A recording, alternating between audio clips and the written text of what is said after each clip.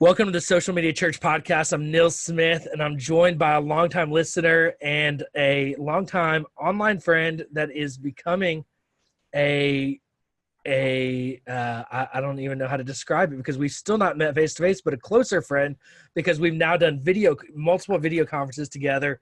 So Social Media Church community, welcome to the podcast for the first time, but definitely not the last. Aaron Magnuson.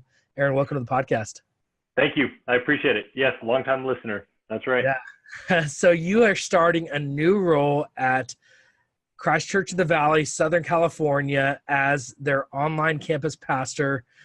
Aaron, can you share a little bit with our listeners of what led to the process of you taking this role? What did you do before this?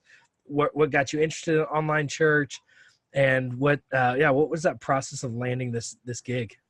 Well, this is really going to sound like sucking up, but I will tell you the very short answer to the reason I have this job at all is our former, well, still our friend, but the former host of this show, Jay Cranda. Well, friend is a stretch. Let me pause you there. I mean, Jay is a Lakers How do fan. you refer to your relationship with Jay? What's the word? Well, he's my ex-co-host that is no longer with us. That's really the best definition for the relationship with Jay. So he's my ex, but you can carry on about my ex. There you go. So your ex actually linked us up, linked me to this job, I should say. I actually found your guys' podcast way back in the day, which is actually the answer to your second part of the question of how did I kind of get into this space. So I got hired on to a church in Albany, Oregon, which is where I'm from, born and raised. It was currently, when you're listening to this podcast, when it airs, the church is about 300 people. And so I was their first full-time hire, and I didn't grow up wanting to do this. I wasn't opposed to it either, but I didn't go to school for this. But I had a good relationship with the senior pastor of that church, and he let me know it would be awesome if you did this job. He had a conversation with me my senior year of college. I didn't know what I was going to do after that, and so I jumped into ministry because I had a good relationship with the senior pastor, not because I had necessarily felt the call of God on my life. And over those 5 years, I developed a love for ministry, and I saw that all of those points and milestones and moments in my life God had set up intentionally to get me into ministry, because really that was going to be the only way I was going to get into ministry. And I did a lot of different things at a church that's the size of 300, but one of the things I fell most in love with was this online space and building community. So my role at this church was to be their their community life director. Mm-hmm. And as I was wrestling with and trying to figure out how do I engage the community of the church throughout the week, they existed online, which is no surprise. That might be the most obvious statement ever made. But there wasn't a lot of resources, believe that or not. And Nils, I know you do. Yep. For people trying to actually build good community online. And these platforms like Facebook and Google, the previous podcast, two previous podcasts, as you guys are listening to this one, before you and Nick talk about Are They Our Friend and those different platforms. But there's no better place to build and engage a community in my eyes. And so I was looking for help to do that. And so 5 years ago, I turned to Nils and Jay for some guidance in that, and actually reached out to Jay, which is how our relationship started. And he was gracious enough to respond to me and link me up with some people who helped me do the community building part of my job better. And fast forward 5 years, Jay reached out to me again and was like, hey, I'm recommending you for this church that's looking for an online campus pastor. And the first thing that I said to him was, why do you think I'm qualified? We got on the phone the next day. He gave me some really good reasons for why he thought I was. And I was like, sure, I'll see if they want me. So it worked out. And now I moved my family from Oregon down to Southern California, which is very crazy. And all this has happened over the course of 6 months. So I love it. It's a great story. And it is a great church that you are now a part of, and it will be exciting to follow the journey. We're going to dig into that later in the podcast. A few things that I want to kind of dig into that you mentioned. First, I do want to clarify, and I've clarified this before, but Jay is one of my best friends as much as I pick on him. And so anybody that doesn't understand, know the sarcasm that exists in Jay and I's relationship. Jay is a great friend.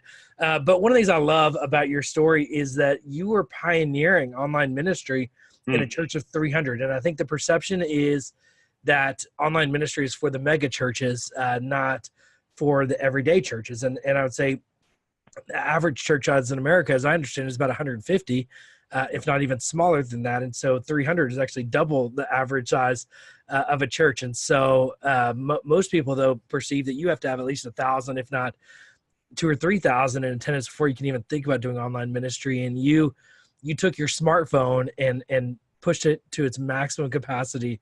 And it was always fun to see. And I think there's so many opportunities for all size churches to maximize technology today. One of the other things that's interesting to me about you is you played college football before moving into this role. And I think the perception of online anything is it's for nerds. And so you would be perceived in the high school, I guess where people fit as a jock. How does a jock get into a nerdy people's world? What drew you into the world of the internet in ministry? That is a very good question. And until this moment, I had never thought about it that way. But it is very true, because in high school and all of my growing up, football was everything. That's all that I wanted to do, which is why I didn't even entertain ministry. I grew up in a Christian family, did the whole church thing, and didn't even really rebel against church. I had no problems having my Sunday mornings be going to church with my family. I just didn't care about it. And I didn't care about Jesus the way that I do now. And so football was that. And so, yeah, in high school, there's no chance that I was doing techie stuff. So I'll give a shout out to my dad. It's because of my dad that I have an interest in it, that I have a love for it. And the amount of things that we did not fix with money in our house, we fixed by innovation, is a skill that, much to my wife's chagrin, I carry on today. One, because it's fun, and two, because it saves money. But so the tech space, and I wouldn't necessarily say my dad is techie, but he would definitely consider himself a nerd. Star Trek, Star Wars, in that order. Yep. And so I have seen every episode of the original Star Trek, because in his eyes, that's better than the next generation. And so, yeah, I have this nerd side to me, but we grew up in a sports family. He loves all sports. And so that blend started with him. And the tech space just started to fascinate me. And I think it was less because I think what sports played and what tech play in my life is an opportunity to build relationship, which is my primary. And that's something I've come to discover. And so the leverage that football gave me to interact with more people and build more relationships is the same experience that I'm having with tech. And so I guess I got into this tech space because I was able to build more relationships faster. Nils and I have never met. I want to emphasize that again to our listeners. Nils and I have never met, and I feel like I have a friendship with him. And up until 2 or 3 weeks ago, Jay and I had never met, and he was recommending me for jobs that he had no business doing. I still am baffled why he did that. He has altered the course of my life, and we'd never even met. Yep. And so there's a real relationship factor that can happen to scale through social and through tech that is just incredibly exciting to me. And so to give that experience and spread the gospel that way is certainly what I care about now. Yeah, and I think one of the key understandings of what's happened as this technology is developed is what I heard you just say is basically you're not a tech guy, but you're a guy that understands the opportunity that technology provides to build relationships. So you're a relationship guy, and I have no doubt when you played football, you were a locker room guy. You were the guy that liked building relationships in the locker room, and you like building relationships online. And I think that's the key to online ministry is the people that I have seen do the best don't really obsess over the technology. They pay attention to the technology that enables the ministry opportunity. And I think that's what's so important to really understand. And at the core of good ministry is about relationships. Good ministry does scale. It does, have exponential or can have exponential Kingdom Impact, but at the core, it's about relationships. And as you value that, I know you're going to succeed in your role. And I want to talk about your role, but before that, I want to talk a little bit about vlogging. And so you have embraced the medium of vlogging. And for the past year or so, I've been watching your vlogs, and you've tried different things and post on Facebook and Instagram and I believe YouTube as well. And you've gone vertical and you've gone horizontal, and you've done a lot of different things. I would love to know first, what got you into vlogging? Why did you start vlogging to begin with? You're setting unintentionally, and for the listeners, this is very unintentional. Nils has no idea he's doing this. It was when you interviewed Sean Cannell, and he was like, I don't know why pastors don't do this. And I was like, all right, like let's go. And that's kind of, I think, why I have this role, because and when I was on this podcast before, Jay actually interviewed me, which is great. So I guess the trend is now you have, and then I'll have an interview with Nick. It doesn't count though with Jay. Okay, there you go. So this is really my first time. We've reestablished the podcast. Yes. So 1.5 maybe. This is my first official one, but it was on Facebook Live, and so you guys would kind of suggest stuff, or there's people who suggest this stuff, and I'm quick to jump, especially if it's a proven space, and if people are nervous about me being behind a camera, I'm like, well, I'm not so much. So let's just try it out. Yeah. And so I would say I dove into vlogging the same way. After I listened to that, Sean was like, I don't know why people aren't doing this. Yes. Or a lot of people aren't doing this, especially as pastors, and kind of being vulnerable. And it's funny, and I hope my editing skills get really good, because they're not now. I do everything off of my smartphone, so that should be encouragement for you guys. So what's your workflow? What you capture on your phone, and what editing? So if you're watching this on YouTube, you can see me holding up my Google Pixel 2 XL. Believe it or not, my first vlog started on my BlackBerry Priv, which was BlackBerry's. I'm a BlackBerry guy. I was excited. I thought it was going to take off. I was like, oh, they partnered with Android. It's going to be good. That was a venture that I was quick to jump into that did not turn out well, unlike Facebook Live and unlike vlogging. But even on that thing, I was able to do it. And so I'll capture on there, and then I'll edit on there using, I don't even know what I'm using now to edit it. And then I'll save it, put it up in its different places. But I do everything from my phone, nothing on the laptop, which I see much better vlogs than mine. And I hope that someday it's not all produced just on my phone. But I hope to get to the point where I've been vlogging my whole life, which is strange to say.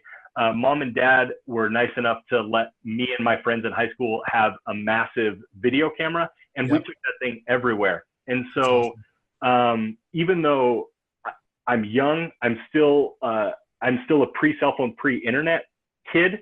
And high school is really when cell phones were becoming big. But my experience of being behind a camera and in front of a camera are not new. And that's very coincidental. Like, I don't have any interest in film or anything like that.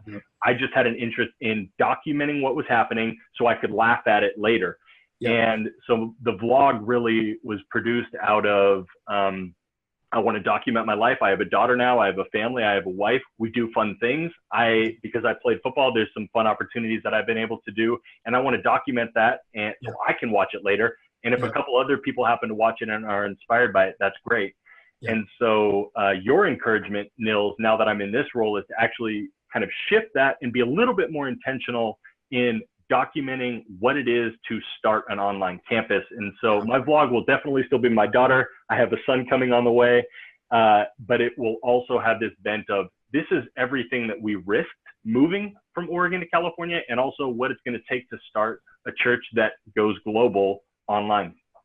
That's awesome. That's encouraging. That same interview with Sean Cannell is what motivated me to start my vlog as well. I just surpassed a year of vlogging, and I think just uploaded my 50th vlog episode. And so, Sean, thanks for your encouragement and the impact it's had now with hundreds of vlogs being uploaded, and who knows the impact that comes out of that, but out of it, the discipline that we have developed from doing it. And I agree that there are so many pastors that are missing a significant opportunity in vlogging, and you don't have to be Casey Neistat to start a vlog. You That's actually right. won't be Casey Neistat when you start a vlog. But I'm sure when you look at your current vlogs versus your first vlog, the improvement that's happened through that. And then as you get a better camera, you get better editing equipment, how much better those things will get over time. I've loved watching your journey with that. I've actually been in church. I'm an iPhone guy. That Pixel phone is an impressive device that has tempted me away from the iPhone. I'm not making the leap yet. I'm so But excited. If you pretty jump cool. Apple, I'm going to lose it. I'm very frustrated with Apple in this moment, and so I'm becoming more and more of an Amazon fan. If Amazon would launch a smartphone, I would jump on that or launch one again, because they've gone down this path and then pulled back. But anyways, I'll go down a whole rant and tangent with that. Let's talk about your role with CCV. Yep. So you took the role. This is CCV's online campus. They were actually one of the first to launch an online campus, maybe up to 10 years ago. I remember meeting Brian there on your team at a conference in Southern California with a group of online church pastors. And this was probably first 20 online church pastors. None of us knew what we were doing. And I remember Brian telling me, like, yeah, I've got this Windows player and we do this. And it's like, none of us were like, I don't even know how the internet works or how you stream. And Brian got it. And so you're not launching a new online campus, you're actually inheriting an online campus. Yes. Talk about what that's like, or what your mindset is going into this new role. Yeah. So first of all, it's a whirlwind. And I've caught bits and pieces of this online space and online campuses, both from a consumer standpoint, just like, oh, that church is now live on Facebook and they're also live over here. And just listening to Jay talk about it and you talk about it and all the people that you guys bring on. And so, it's overwhelming because I'm stepping in and I still don't have a full picture of what's happening. My first couple of weeks here have just been asking lots of questions, trying to figure out, okay, from simple things like where do you stream to, okay, if we're talking about pre-production, sim live, all that stuff, what does that look like? And so really it's just me trying to catch all of these things that have been being juggled in the air and take some things off of Brian's plate. And so the biggest vibe that I've gotten since I've been here is that there's been a lot of things that they've been waiting to do and looking forward to do, and even entertaining and even trying, but nothing has been sustainable so far. And so while there's been a lot of stuff that's been practiced and they've been going live and broadcasting their services online for a long time, now it's kind of the ground floor of taking it to become its own campus and its own vehicle to the rest of the world. So it's great to have history, and I'm thankful for that, but I'm also excited about the possibilities and creativity that we're kind of starting on ground floor on this second part. So it's been mostly overwhelming, but the possibilities of online church are unbelievable. Yeah. Yeah. And for full transparency on this podcast, CCV has been a relationship I've had for many years. And I was hired, several months ago to help develop a strategic plan and actually create your job description. And so it's been fun from creating your job description, actually knowing the guy who filled that job description, and now being allowed to be a part of it as a coaching consultant moving forward. And so I'm excited to be a part of what hands-on is happening moving forward with CCV. And there is so much opportunity, and out of it comes vision. And one of the things that really puts legs to vision is a leader. And I think that's what, CCV has had a guy in place that is doing a lot of different things and not being fully focused in that area. And now hiring you to put all of your energy in there, and really be surrounded by an incredible group of folks that are open-handed with you as a new leader. It's going to be exciting to see you thrive in that role, because you've been set up with a really incredible foundation where the sky's the limit, and you can't dream big enough. I would love to know, as you dream about what the next year, what the next 3 years, maybe even what the next 10 years look like in online ministry, and specifically in your role, what do you dream about? What do you hope to see in the future as you press forward? Yeah. So I think I'm learning what to dream about and what dreams are very tiny and what dreams are large, and still deciphering between the two. The possibility of being able to reach people and people groups that one haven't heard the message of Jesus before is very exciting, and technology being leveraged to be able to do that. But for me, what really gets me going is people's gifting and the way that they've been wired, and actually having opportunities to use those things in the way that God's designed. And so using an online campus to resource people to leverage gifts at an even higher level or than they could even dream of, and understanding the access and the resources that we've been having, using technology to spread the wealth and share those resources instead of keeping them to ourselves to make us look awesome, and doing that through online church is very exciting. And so that, starting with building communities, I just talked with my first volunteer, we call them team members here at CCB, from Australia yesterday. It was great. Nice. It was 2 p.m. here. She had just woken up. It was 8 a.m. there. And I can tell you, both being at my church of 300 in Oregon, where I had I only worked with volunteers, to being here where I have a combination of staff and volunteer, I have never met somebody more passionate and more bought into a vision that's still being built than I did when I was talking to her. And that really stems from the isolation that they feel, being far away from it, being in Australia, being far away from a church in California, and the instant connection and involvement that they feel just because they've been connected by technology. And her buy-in was over the top, through the roof, unbelievable. And I hope to have 100 of those conversations.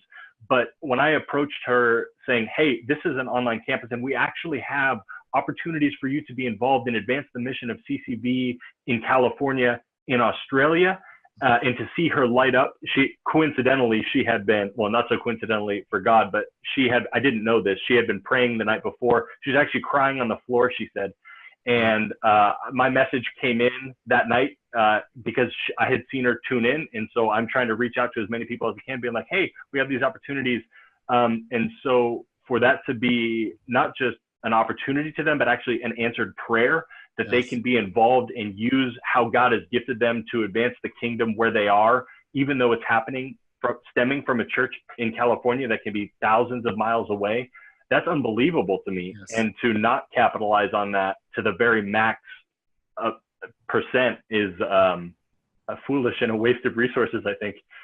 Yeah, I love it. I love it. I think, it's incredible that you as a church in Southern California can have a volunteer on the other side of the world, and be so aligned. And I think I cannot wait to see what continues to develop. And one of the assets that you have, and I want to encourage any senior pastors that are listening, is a senior pastor who believes in what you're doing, has a vision for global impact, because that's, one of the greatest things that the internet offers is global kingdom impact.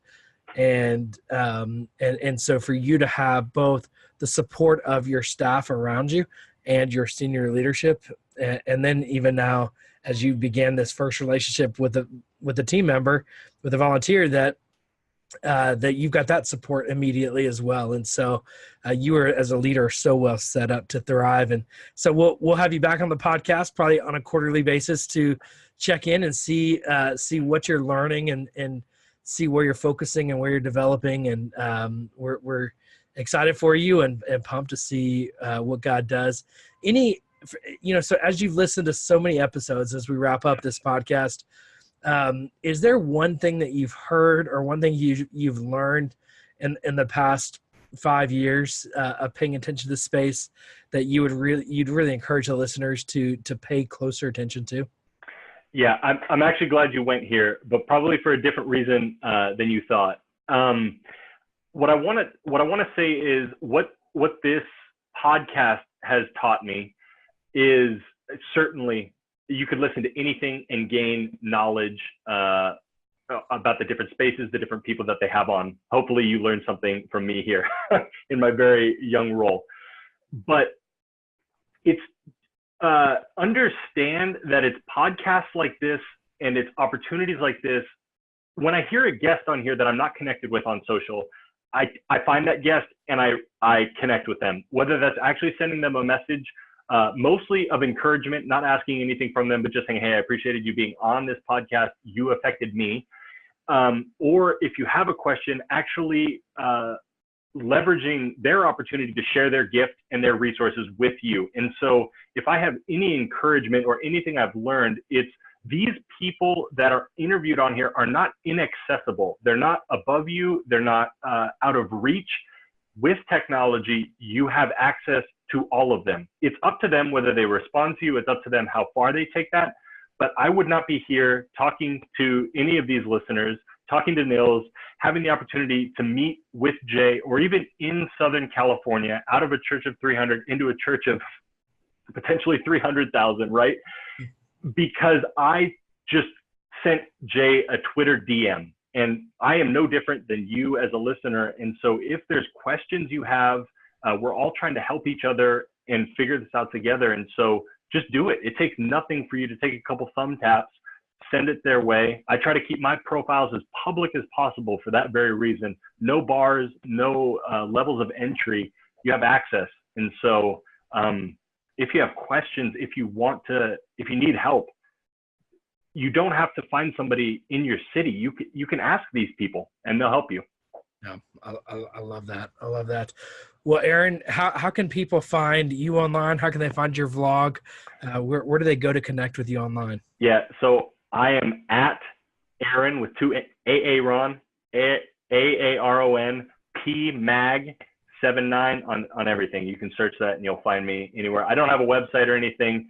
I'm sure my YouTube channel has some outlandishly long URL, but a lot of my profiles, especially Instagram, will link you to YouTube. So you can find me there. I post regularly on the Instagram stories, so people think that's funny. I made a mistake the other day. Apparently you're not supposed to like button the top button on your polo. And so I had a whole poll asking if people thought that was like me going to school in 5th grade or if it looked awesome. And the majority of people let me know it did not look awesome. So Jay buttons his top button sometimes, and he got fired from this podcast. So you do what you want to do.